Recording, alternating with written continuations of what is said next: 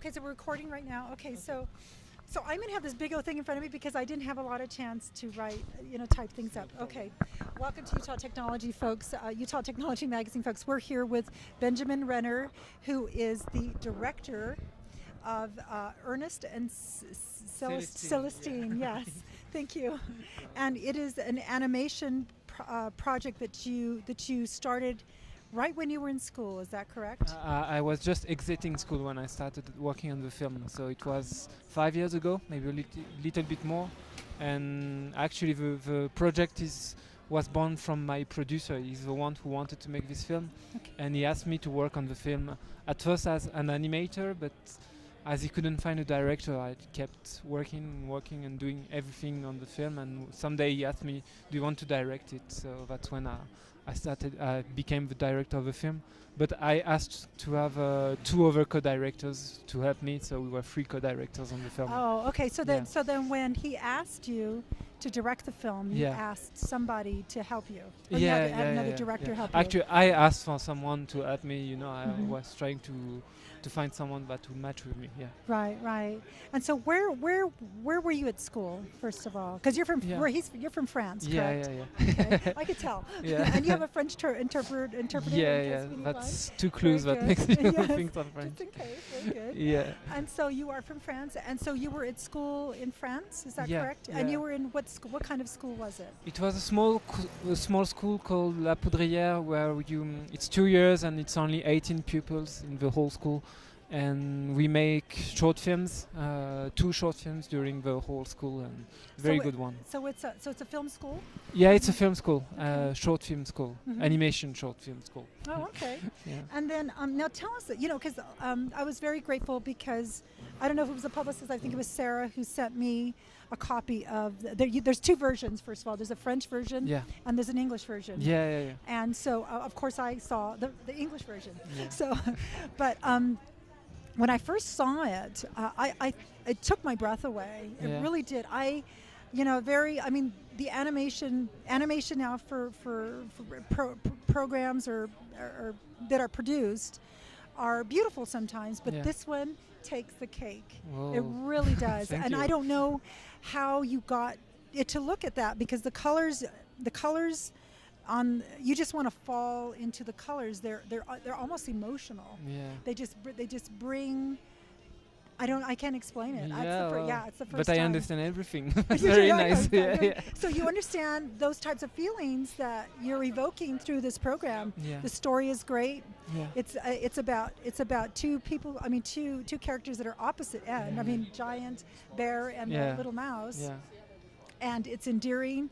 And again, I don't know if you would like to tell us a little bit about how it was drawn. Yeah. Because that's different. It's very different than what I've seen. Yeah. Well, first thing, we had a great source of inspiration because Ernest and Celestine is an adaptation of books, a series of books very popular in France, and the drawings were really powerful and sensitive and minimalistic, sketchy looking, drawings. And I loved that. I wanted to make those drawings move. It was watercolor, and I love that because you have this feeling that it's really quickly made and with a lot of pleasure, not some kind of drawing that you take time to make. It's really fast, and really made really quickly, and I love this kind of work. So that's how I talked to the people who are working on the backgrounds and the animation. I told them, you have to feel pleasure doing this film. You mustn't, be very precise. You must be very rough, and I don't care if it's not perfect. I need it to be very rough, and so I wanted to have this spontaneous feeling in the film, this feeling of expression really quick. Yeah. And it does have that. It does very much so. So the book, because I've never seen the book. I'm not familiar with the book. It's not famous in the US. No, I don't think so. That's a fame. I guess her name is Gabrielle Vincent. Vincent, okay. But Vincent is okay. It's totally fine. So Gabrielle, now in the book, is that who are the illustrators for the book? I don't know how old. Are they the same illustrators for the movie, or are they different? Actually, the illustrator from the books, she's dead in 2000.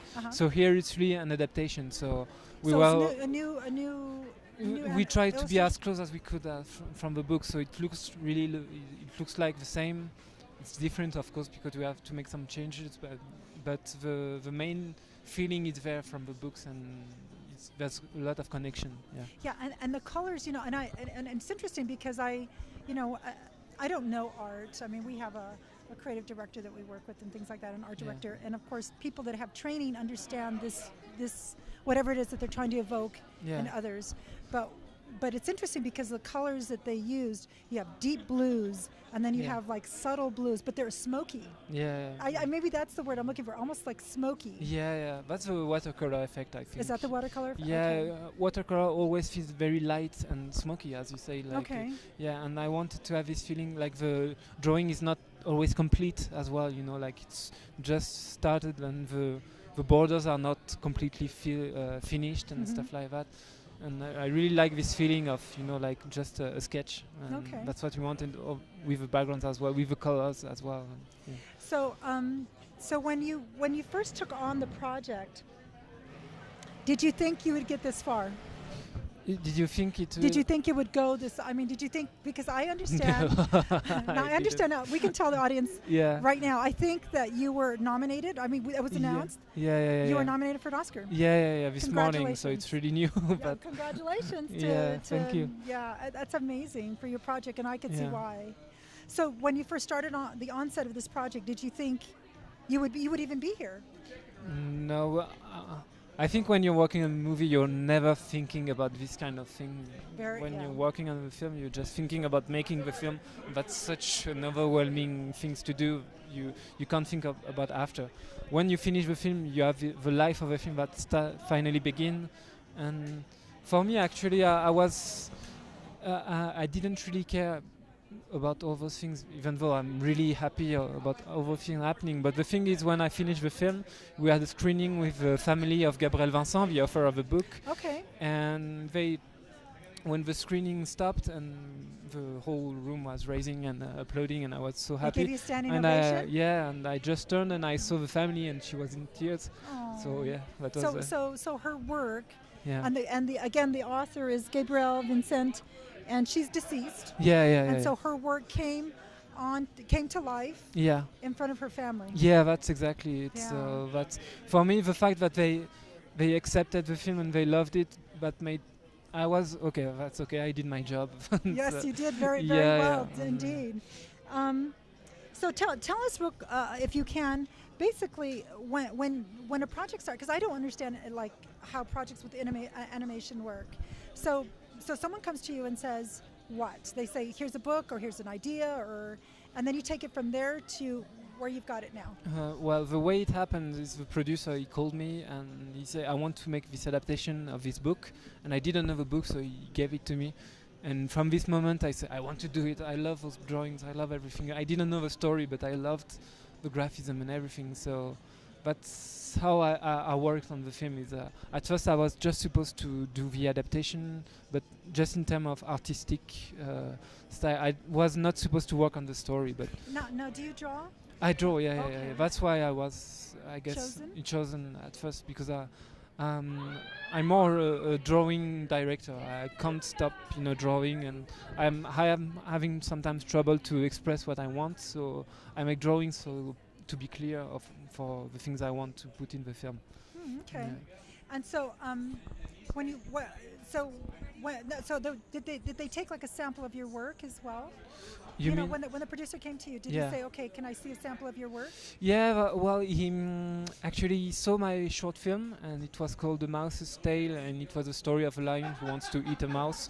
So there was A sort lion of connection, and so he asked me, I think you're good for this film. What do you think? Do you want to work on it?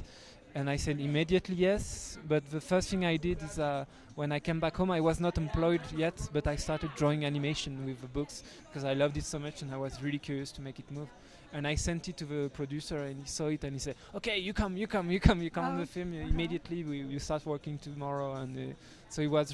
There was started this right away on it when he saw Yeah. what you produced. Yeah, Then he he was wanted- totally okay with what I was doing, and he said, I love your film, but what you did with the adaptation of the books is exactly what I want, for the because my short film is very different from the style of Ernest and Celestine. Right, because as an illustrator, you have to take on your own interpretation, I would imagine.